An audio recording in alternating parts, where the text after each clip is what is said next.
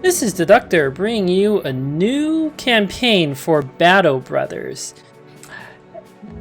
The reason why I don't record a lot of Battle Brothers videos is because for someone who's played as much of the game as I have, the open-ended nature of the game actually becomes a flaw.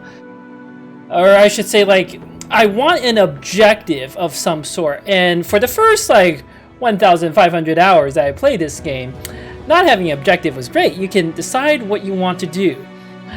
For me, I like to equip my brothers with all sorts of different gear. Look at these mercenaries on the splash screen right here. Look at all their different gear. Doesn't that look great? But after a while, even gearing your brothers with suboptimal gear, or I should say gearing your brother purely for the looks, becomes lacking. Because the way Battle Brothers proceeds for me is there are 3 phases. Phase 1 is about the first 10 days before you get Raider armor, where you can't necessarily do a lot of tournament fights, but as long as you're careful, the risk of dying is very low, maybe like 5%, but you could actually lose a campaign. Depends on the origin, of course. Lone Wolf, like if you try to fight without backup, it's basically pure RNG. But after you get Raider gear, you just have to know what fights not to take, or even if you're really aggressive like me, you can still take probably up to 90% of the fights that the game gives you. You might lose a guy here or there, but on the whole, you should become stronger. And by about day 50 to 60, once you start getting level 10, level 11 brothers online, you can't lose. You've won. There's pretty much nothing you can do to lose if you have an understanding of all the enemy types and game mechanics. So there was Battle Brothers Shorts YouTube series I uploaded where in one fight I lost 4 level 11 plus brothers. And within 20 days, the company is even stronger as killing everything, chaining multiple barbarian chosen battling a row, barely even taking any damage. So once you get to a certain point, you can fight the legendary locations. Yeah, you might lose a guy or two. It doesn't matter. You can say, oh, that's not very good. Why don't you just fight them without losses? That just requires stats. You can use an editor to give your brothers more stats and do that. That's not particularly interesting. But what motivated me to start a new campaign are 2 things. Number 1, I don't think we've explored every type of fashion there can possibly be yet. There's still some fashionable choices I think we can use. So I'm going to try to make all my brothers unique. They're all going to have different perks. They might be similar, but they'll be different. And they'll have a wide variety of gear and equipment. So you can identify a star player, a star brother on the battlefield by looks alone. And 2, I have a very special plan for day 100. I'm not going to spoil it yet. In fact, anybody who can guess what I'm going to do on day 100, and I don't think I've seen anyone else do this in YouTube or Twitch, they will win a free copy of Terra Invicta when that comes out. I will gift this to you on Steam if you guess correctly for the first person. So, Terra Invicta, by the way, is going to have music just like Battle Brothers, or I should say the same studio. Breakdown Epiphanies is going to make the music for Terra Invicta. So go look that up on Steam and wishlist the game if you like Breakdown Epiphanies, which we all know makes the best music. I guess there's actually a 3rd reason. I was just playing The Witcher 3 recently. And of course, we have to be Witchers. The Beast Slayers, these are basically Witchers, right? It's incredible. We're going to kill a bunch of beasts. We're going to gear our men up to look beautiful. And at day 100, we're going to do something very special. Witchers, blah, blah, blah. None of this stuff matters. A logo. What's a good logo for the Witchers? Probably one with an animal of some sort. I don't actually... Ooh, this dragon banner. That looks like a Witcher banner to me. Let's go with that one. Should it be Witchers or The Witchers? Probably The Witchers. No, I think it should be Witchers because I think the game adds the in front of your company name at a lot of different points. So it would look silly if I put a the there. All right, we'll do that. The usual stuff. This is pretty much how I play every single game on these settings.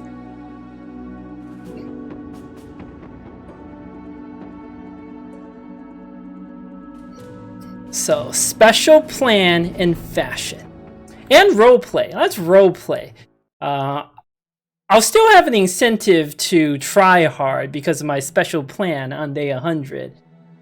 But I want to have some fun doing that. So it might not be like pure min-max. It's still going to be the usual stuff like one brother, very background sort of thing. But I want to try to lean into the Beast Slayer role a bit more. You met the man in his home. He offered food, drink, and the contract at hand. Kill the witch of the forest. You'll be paid in sum. You and your men set out and did just that, bring back the wench's head. But your employer only laughed upon your return. He said it was the witch who put him in power, and that you had freed him of his debts to her, that he outsmarted you and your stupid men. His lackeys stepped out of the shadows, their swords already drawn. The ambush started upon the criminal's arrogance, and ended with his head cleared from his shoulders. But it came at the cost of many of your fellow beast slayers, leaving only yourself, Erwin, Lebrek, and Espen remaining. Monsters of this world are often kept out of sight. The cruelties of man hide behind blind allegiance, the horrors of beasts behind dark legends.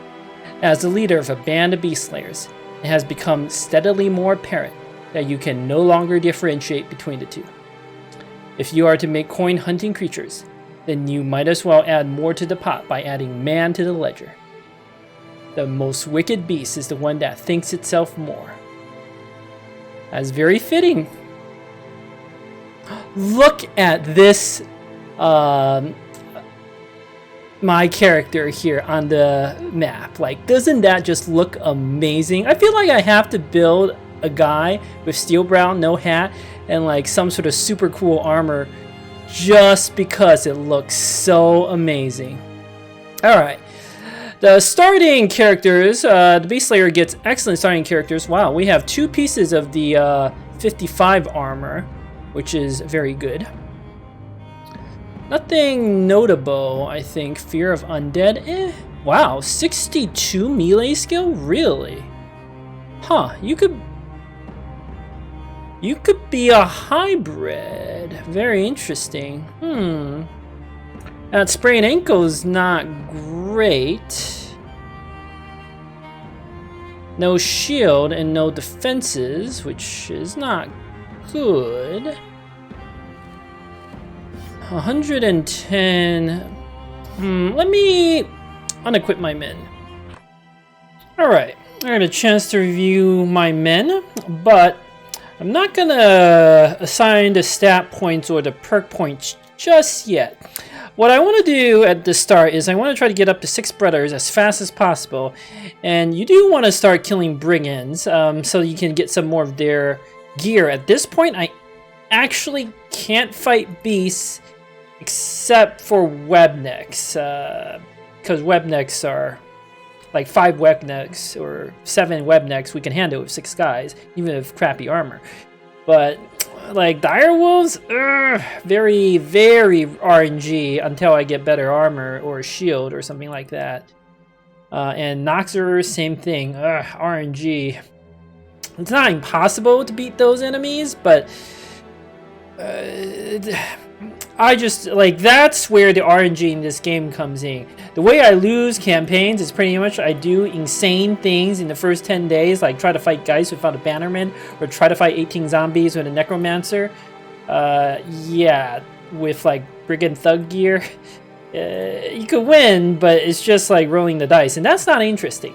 Neither is going late game with super strong brothers that just kills everything. That's not very interesting either. It's the mid game that's the most interesting. So, why am I not going to equip or assign my perk points? Because I want to know what the other brothers I'm going to recruit are, and what sort of gear I can pick up from these towns with my small amount of crowns. I do have some items I can sell off. Preferably, you want to sell these off at a large town. It can net you a couple hundred gold. And the the Beast Slayers, aka the Witchers, do start with good gear. They have a dog. Dogs are powerful force multipliers. A net. Nets are very good. A sputum or sputum. I don't know. It's not sputum. That's obviously wrong. But this weapon, the two-handed spear, does excellent damage, and the plus 10% bonus to hit is a huge deal early on. So very, very good weapon. A boar spear. If you double grip these boar spears with the plus 20% accuracy, they can absolutely wreck early game enemies. You could even combo with adrenaline, potentially letting you attack up to 3 or 4 times in a row. With this, it's basically enough to kill or break almost anything early game. Very, very powerful. And a hunting bow. This one's more meh, but a good shot or two from this can still do a lot of damage.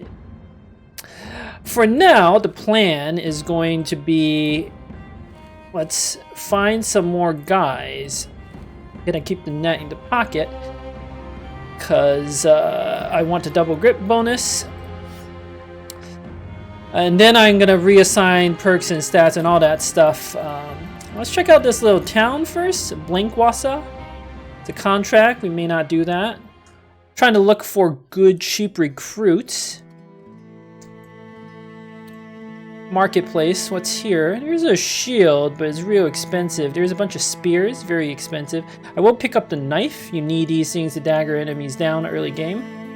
The Beast Slayers do suffer from increased prices. Like, look at how expensive these tools are.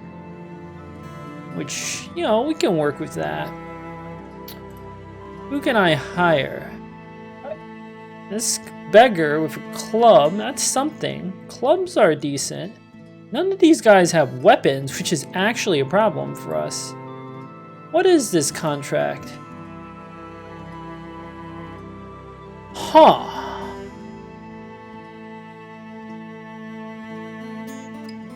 Brigands. It's always 7 brigands. That's kind of lucky. I need some time. This contract should still be here for a few days. That is interesting. There is a 20 crown. I can sail for only 20 crowns to Weissenstad. That's a good deal. I can potentially get some better recruits there. I need to think.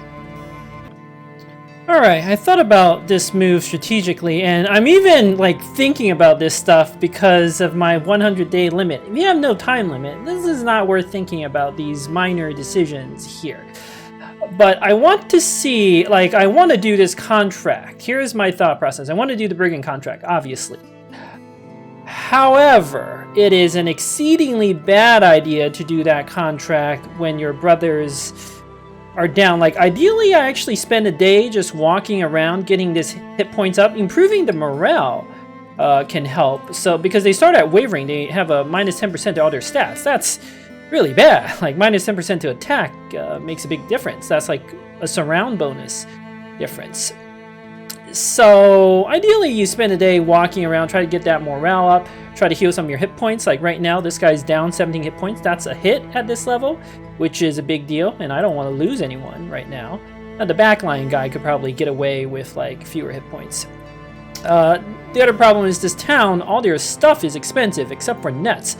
We have to remember, like, nets are great here. And nets are still useful against Brigand Thugs, but I kind of want 1 or 2 shields and a bunch of daggers, especially daggers. You can sometimes get that stuff off the guys to hire, but none of these guys have any weapon except for this beggar here who has a club. Now, the travel tells me that I can sail to Weissenstad, which is a big harbor city. These big cities can have up to 3 contracts, and they're going to have a lot more stuff. So let's go here. There's 2 contracts. As we can see, there are quite a few more brothers with... There's even a guy with a flail, although he's very expensive. But there's guys with knives, which we want. Oh, this guy, a fisherman, has a knife and a net. For 190, that's a good deal. What sort of rumors? Nothing. Oh, folks disappear without a trace at Sudheim. That's real interesting. That means that place likely has beasts. 21 crowns to try to get the morale of my men up is worth it. Okay, that definitely helps. One of my brothers is merely dissatisfied. If I try again, he might get drunk, which is problematic. Might still be worth it. The odds are not high, but we can definitely hire some guys here. And hold on, let me check something. We are not far, so instead of sailing back, I'm just gonna walk back because I do want the slight amount of time to heal up and get the mood up. I can't remember how the drunk mechanic works exactly. I know you suffer significant stat penalties. There are certain traits you have that make it less likely you get drunk, but I don't think I actually have any of those traits right now. Also, going to the larger city is good because I'm going to sell off all my stuff. The potion, we don't need this night owl elixir. It definitely has uses early game. We don't really need the wolf pelt. Yeah, you can make some armor for your dog, but I just want more guys right now, above all else. We need more brothers. And the witch hair, of course, we gotta sell all this stuff. This actually has some use, the night owl elixir. You could fight at night against marksmen, buff your guy so that you don't suffer the penalty. But that's like a day 10 concern. 53 gold is a big deal right now. I suppose I can wait a little bit. I can see if I can hire enough guys. So let me pause the video here to decide who to get. Alright, this is what I did. I sold off that potion, and then I hired 4 new brothers. A detailer, who looks good, except he's afraid of beasts, but he has excellent stars, max row melee skill, very solid. This low resolve, which is a problem, and low fatigue, but he's definitely very solid. I could even see this guy being endgame material. So we want to keep him alive, but we wouldn't be sad if he died. There's a fisherman with the quick, unfortunately. Yeah, he has plus 10 initiative, but fishermen don't tend to have good initiative, and he really low row melee skill, so this is very disappointing, and his resolve is low for a fisherman. Unfortunate, but he's what we have to do with. For reference, our Beast Slayer, who is he? Lebrek. Even without Quick, he has 114 initiative, which is very, very good. You want to look for guys with high initiative, base initiative, to do initiative builds. Hired this beggar. He's a drunk, very unexceptional. I'd be surprised if he lived through the next few battles. Probably going to die the upcoming battle, but what can you expect? And then this Paranoid Gravedigger, which is a great pickup early game. He has 9 defense. He's a very, very solid early game tank. You can think of him almost like as a guy with 4 defense with a star, which is, I mean, this is actually much better because I get all the stats right now, which is a big deal. Stats now is always better than stats at level 11. So, and then I checked the contracts in this town. There's one for follow the tracks again, kill brigands, which is, I also want to do that. But what I'm going to do next is I'm going to walk back to Blankwasser to do that contract there. And this gives me some time to repair and heal up a little bit, which will matter. Plus, that town had some gear I kind of want. There was another shield I wanted to pick up. And who knows, maybe we even buy a net. And then, once I find the brigands, I'm going to do my perk assignments and stuff. So I'll make a cut here. Alright, we're back at Blankwasser. I don't think there's anyone else I mean, according to my own rules, the only person I can hire is this tailor, and quite frankly, I can't spare the money for that. I want this shield. I want a hat. I mean, this hat is 48 crowns and it's repair. It's just a better deal. Shield here. At here. I don't want to get crit in the head. Getting crit in the head is how you die early game. They're a little more satisfied, but not by much. Okay.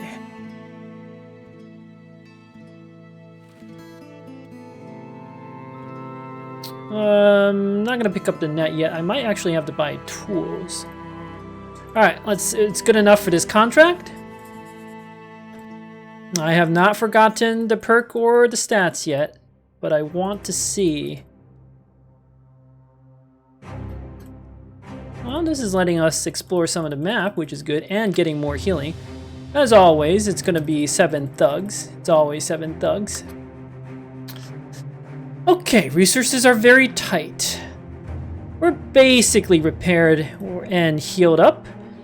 On the back line, not so much, but that's fine. So, stat assignments.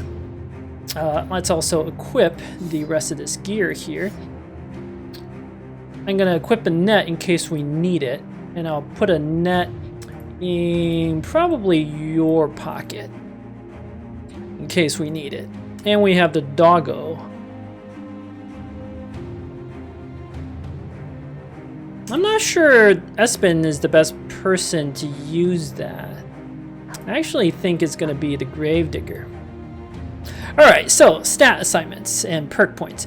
Espen here seems like he could be a good, solid hybrid. With his excellent starting melee skill, plus a +3 roll here. Very, very good. Range skill, he's going to get 87, so he could use a crossbow or a throwing weapon very successfully. Some range defense wouldn't suck, but I think early game, just kind of want a little more fatigue. Well, range defense is also not terrible, but I think this will be fine. We're definitely gonna need more fatigue on you. So, a lot of options. If he's going hybrid, fast adaptation can still be really solid, even on a throwing spec. There are times when you want that extra little bonus damage, and without the melee stars, he's gonna suffer there a little bit. So fast adaptation, very, very solid. Pathfinder, it's definitely good, but I don't know if I want it this early. It doesn't do enough early game. Adrenaline on a throwing spec build, it'd be weird. They're very fatigue intensive. Crippling Strike is part of a throwing spec build, but doesn't do enough at level 1. Like, the way I think, for me, there are 3 perks that are exceptional at the very, very beginning of the game. Fast adaptation, because the way you win battles is you hit enemies, cause morale to collapse, and that's how you win early game. Colossus, because it's the difference between 1 extra hit, which can be a big deal, but also because you take less injuries, which is probably the even bigger benefit. Because you don't want injury slowing you down early game. That's pretty much the main reason, actually. That 1 extra hit is also nice. And then adrenaline, because being able to chain attacks in a row, like going... You can just win fights with this outright. Of the 3 choices, I think fast adaptation is going to be the best, because you're not in the front line, and adrenaline on a throwing spec could work, but it's questionable. I also gave you the polearm because I want it, like I want this weapon to hit, so you're not going to be wavering. It's unfortunate you have this broken ankle to slow you down. Otherwise, with the right play, you can often like hit twice in a row with this type of build against Brigand Thugs, but unfortunately we don't have that. Fast adaptation because I expect you to go throwing weapons. He's just very solid early game. Irwin here. Irwin looks a little bit like he might be sort of the classic Battle Forge type build, though his defenses are not great. Plus, you don't necessarily need to max your fatigue all the way. A little more resolve is actually very solid on you.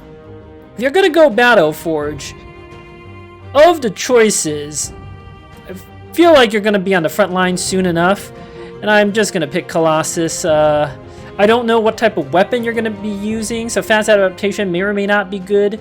It could, like, it's still good, even with 87 melee at the end, it's still good.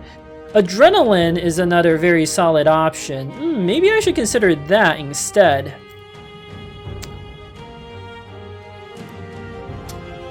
It's weird on a... By the way, the reason why he has the bow is he's literally like the next best person to use the bow. That's the only reason why. Like, he won't be using the bow for very much longer. We're gonna swap him to something else soon enough. I could also swap these two, right? But the problem is you have Disgruntled, so you're gonna be less accurate. I would much rather have the Spedum be accurate and like it needs to hit and it needs to kill. So everything I do is to maximize the damage from this weapon right now. That's how we kill. In fact, I should do it like this. Because my plan is to use Spearmen on the left to fight the Brigands, like, and then tank on the right. So we're going to collapse one of the flanks of the Brigands. Hopefully my right flank will hold long enough for everybody to circle around and win. So, you know, what's Lebrick gonna do? This is too good to pass up. +3 hit points is actually not terrible. And +4 initiative. Like, this character, he has such good starting initiative is the thing. Like, a couple +5 rows, he can legitimately... There is a type of build you could do, a dagger build, because daggers are very fatigue intensive. You go dagger mastery, and then you have good initiative. This guy's tricky. I need to think. Alright, I made my decision. Lebrick, his star distribution is, and the fact that he has high starting initiative messed me up. If he has low initiative, it's easy. It's just Battle Forge.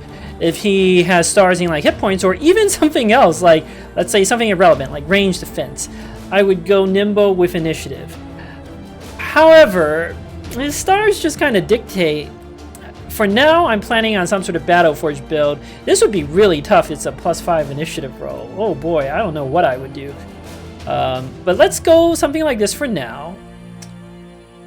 And since I can't decide how to use him, like, I might actually still go initiative. I'll pick up something that is just necessary on him right now. Like, no matter what. Like, he's always going to need Colossus, even if he goes Battle Forge. And I do want an Adrenaline character. This guy is not going to, like, be using a bow for that much longer. So, Erwin here, let's just pick Adrenaline now, because soon enough, he's not going to be doing that. And he should have the fatigue for Adrenaline. Okay, now that we've assigned everything, we've equipped and geared everything. After 28 minutes, we're going to do the first battle of the campaign. All that planning. Okay, this is a dangerous bunch. Why is this a dangerous bunch? These thugs have not a shield among them and 4 spears. Spears are terrifying.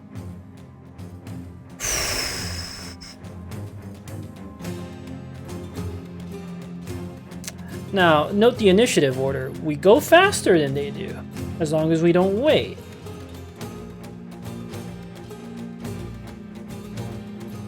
This high ground's real good for an archer. The problem with putting a melee character on the high ground is the AI will avoid it. You could sometimes use that to your advantage. In fact, is there any terrain back here, maybe?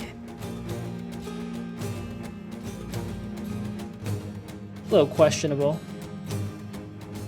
But the first turn, I do feel like we have to wait. So that means some of them are going to be able to get the go ahead of me.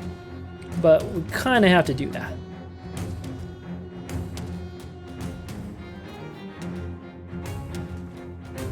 Interesting. The brigands have split up. That is a fatal weakness.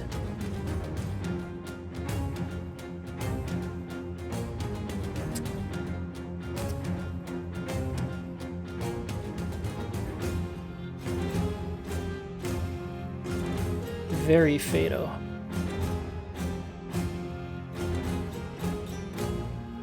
This thug...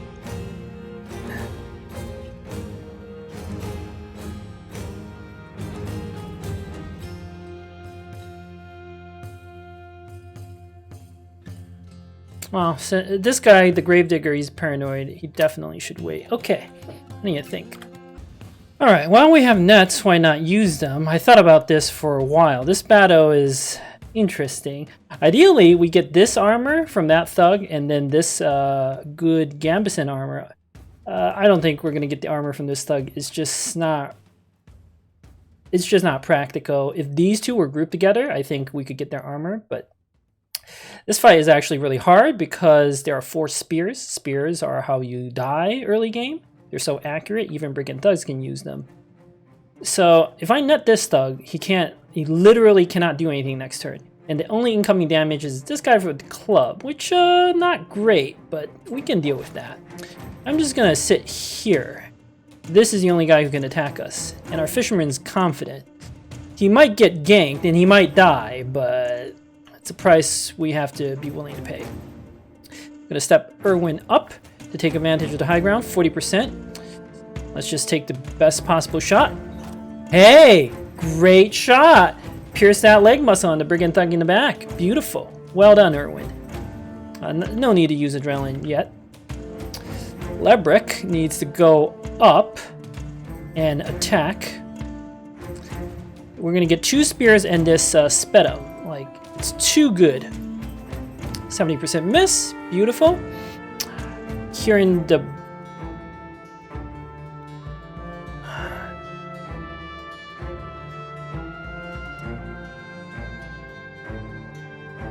gonna put my beggar here. In my turn, I want to protect the archer. Well done, Mr. Daytailor. Espen, do your job. Yes, pierce that hand. You didn't quite kill him, but in this case, that's good enough. Now, they do get to go ahead of us, unfortunately, because we waited. But he does have that pierced hand, which will make him slower. 54% miss from the Brigand Thug. We could try to do something crazy like this, but I don't think that's going to work. We could still take a lot of damage here. There's going to be some RNG involved. The guys with the dagger.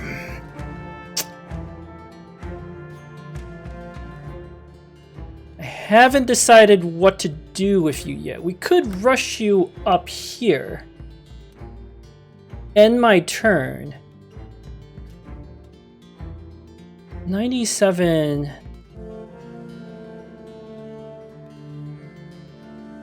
There's a decent chance I actually go first and I can shield wall.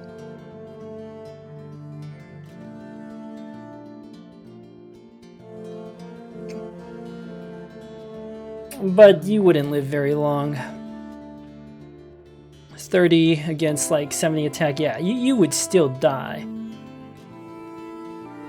We'll find a better way to deal with them. Let's just wait for now. Yep. Ow. Very unfortunate that that pierced leg muscle, or no, the pierced hand. Still 52. This is what I meant. Like, those brigands are so terrifying. The spears. That brick kills. That miss from the last turn is definitely a problem. Now, I can move up somewhere. End my turn immediately and try to go first.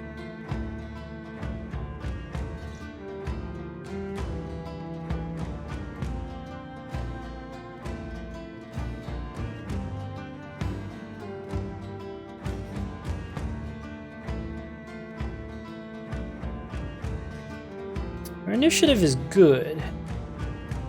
Or I can spear wall. I need to think. Alright, so I thought about what to do with Lebrick. It seems like a small thing. I'm going to do something that seems strange. damage because he has 5 AP, right? He can move or spear wall. I'm not going to do any of that. I am going to end my turn immediately. His initiative is good, and at the start of next turn, I expect I'll be able to go first, because here's what I'm thinking. If I wait, if I end my turn now, I'd probably go ahead of all these thugs, or most of these thugs next turn. That lets me decide what to do, if I want to move and spear wall, or if I want to do something else. If this thug breaks out of the net and moves up on me, I guarantee I go ahead of him. He's got the Pierce Lake muscle. 2 stabs from that spear should be enough to kill that thug. And he has enough armor to survive a few hits. The alternative is to, like, wait, which accomplishes nothing. Like, you hope this guy moves up and then you stab him once. That may or may not even happen. Like, he may not break out of the net. So, yeah, this is gonna seem weird, but I'm gonna end my turn immediately. My Daytailer, on the hand, I need to wait because I have a different strategy with you. The Fisherman. Now, here's an interesting case. 25% puncture. Those odds are low. And I could get better odds by waiting for someone to move up. But I have quick, and I do lose a lot of fatigue from that. I was just thinking, if I double puncture and end my turn immediately, am I going to go ahead of these thugs? No, I'm not going to go ahead of them next turn. So because of that, I might as well wait. Like, these are the things you have to be thinking about. Only I had, like, Relentless, huh? Or more initiative. Alright, Irwin. 240%. It's not great, but it's something. Gotta kill the Spearman. I might Adrenaline, so we'll see. Now, Espen can stab here 65%, but much better to stab the weaker Brigand. Oh, big miss, 75 miss. That is definitely not great. This thug might come over here. Our Gravedigger is going to move up. And that is what I'm talking about, a little more surround bonus. I expect he's going to get mobbed, so we're going to shield wall here. He's paranoid. He's never going to go ahead of anyone else.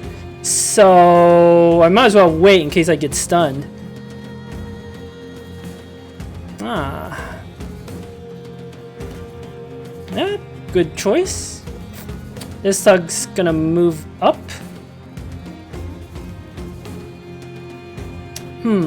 What to do with the beggar?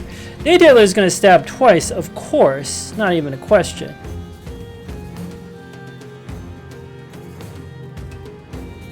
If I move the beggar, unfortunately, this guy can outflank my archer, which would be very bad. So I'm going to provide a little more shield wall bonus. A Daytailer could die here, very unfortunate, but we have no choice. Good work, buddy. This is why you double grip the spear. Stuff like this. That was huge. Fisherman now has 31%. Much better than attacking normally. That's not going to do anything. But if I land the 31%, I can cause morale problems. Definitely going to Adrenaline. There's no point in saving that fatigue. Okay, as I expected, Lebrick did indeed get to go first. 40% versus 36. Well, 3 turns. I'm going to try to shoot down this thug. Oh, very unfortunate. That's a problem. I was really hoping for those shots to land.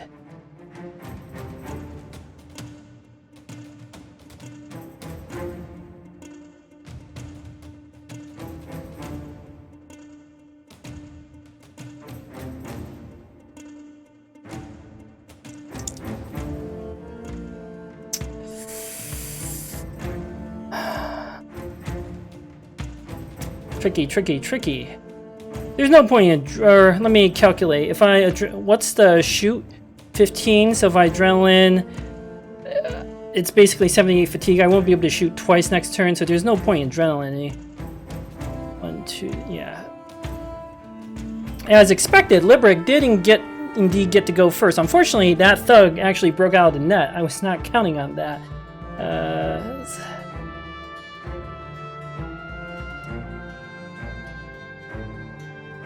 So it's real interesting what to do with Lebrek. 9 turns, 6 turns.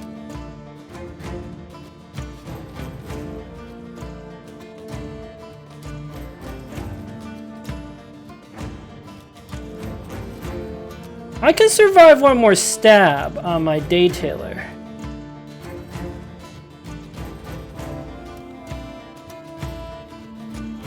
Won't be great.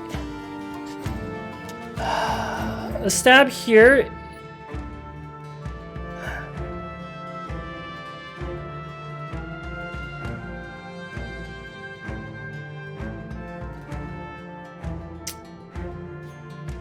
So if I move up and stab, it's about a 70% chance. As long as I hit, it's great. This guy's almost certainly going to break, and it can cause morale problems across the board.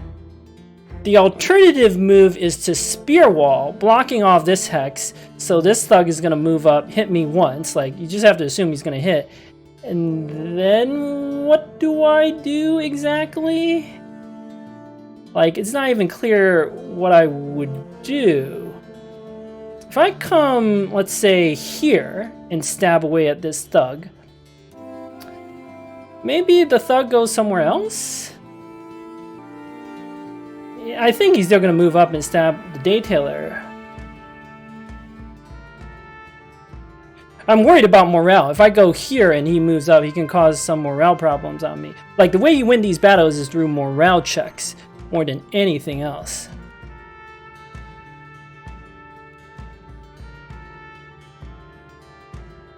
I think I have to take the chance and attack the thug to cause a break. 70-something%. And then if I miss, next turn I'll get to stab. Probably gonna lose the Daytailer, but not too much I can do. Oh, that was good. Gonna end my turn immediately to try to go first again. Alright, wanted to... Yep, this is all as predicted.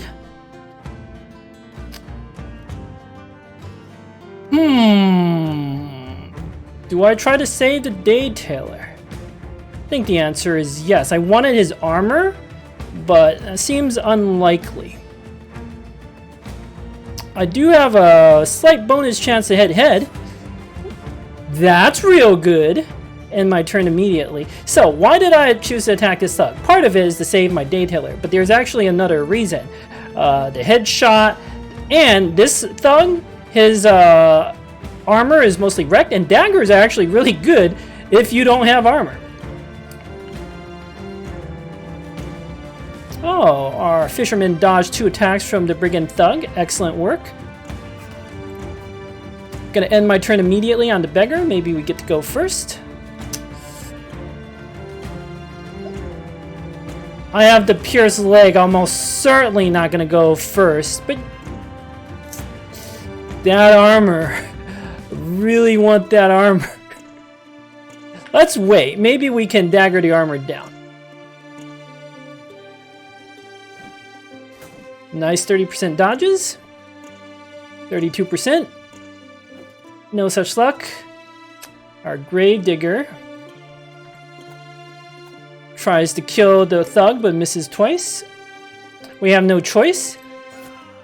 We can't take the risk. Maybe we hit him in the head. Nope, we could still get the Gambison. It only took 28 points of damage. So now...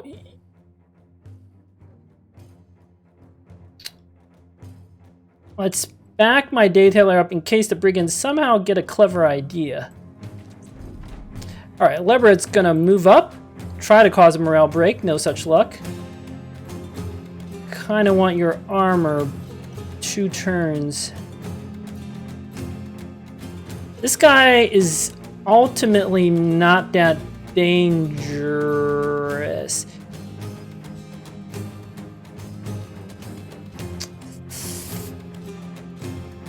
I have 2 stabs here. This thug could kill the beggar. It's possible. But the beggar can save himself in 2 hits. Everyone else should live. I'm gonna wait. I want that armor. 56. Beautiful work. Let's try to cause a chain morale break by stepping up. No such luck. Oh, wait. Espen. 80%. Beautiful. Now we can move up and surround this guy and get his armor. Flawless victory. Well, not flawless, but it pretty much went better than I thought it would.